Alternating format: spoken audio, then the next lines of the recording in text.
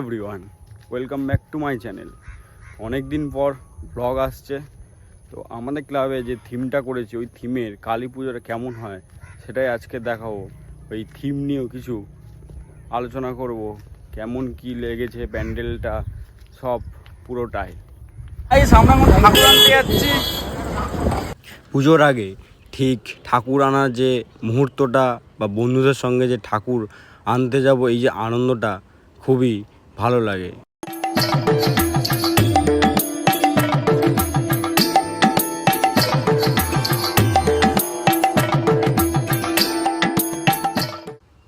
তো চলে এসেছি যেখানে আমরা ঠাকুর অর্ডার দিয়েছিলাম। তো অনেকগুলোই ঠাকুর ছিল, খুব সুন্দর সুন্দর ঠাকুর। তো আমরা প্রতি বছরই জায়গা চেঞ্জ করি যে কোথা থেকে কোন ঠাকুর কিরম নিলে সুবিধা হয়। তো আমাদের এই ঠাকুরটা নিলাম আমাদের ক্লাবের জন্য। তো সবই কমপ্লিট হলো, ঠাকুরের গয়না পরানো। তো আমাদের ঠাকুরটা এবার ক্লাবে নিয়ে যাওয়ার পালা। গাড়িতে নিয়ে উঠে পড়লাম সবাই মিলে, বেশ আনন্দ ফুর্তি মজা করতে করতে চলে।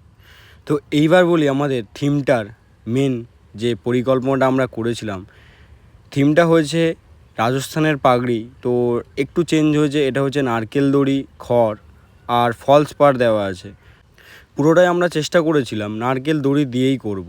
তো ফাইনালি আমরা সেটাই করলাম, নারকেল দড়ির ঝাড়বাতিও করলাম। আর চাঁদমালাটা ঠিক নারকেল দড়ি দিয়েই আমরা তৈরি করেছি। এই থিমটা আমাদের মাথায় কি করে এলো সেটাই আমি শেয়ার করছি। সবাই মিলে বেরিয়ে পড়েছিলাম দুর্গা ঠাকুর দেখতে। তো দুর্গা ঠাকুর দেখতে দেখতে হঠাৎ এই প্যান্ডেলটা চোখে পড়লো। তো ভেবেছি যে এই প্যান্ডেলটা আমাদের কালী পুজোর থিম হবে। তো আমাদের পুজো শুরু হওয়ার পথে সব রেডি ছিল। তো এই যে ফল মূল সব আমরা রেডি করলাম। পুজো তো শুরু হবেই, তার আগে কালী ঠাকুরের সিনেমাটিক ভিডিও দেখ।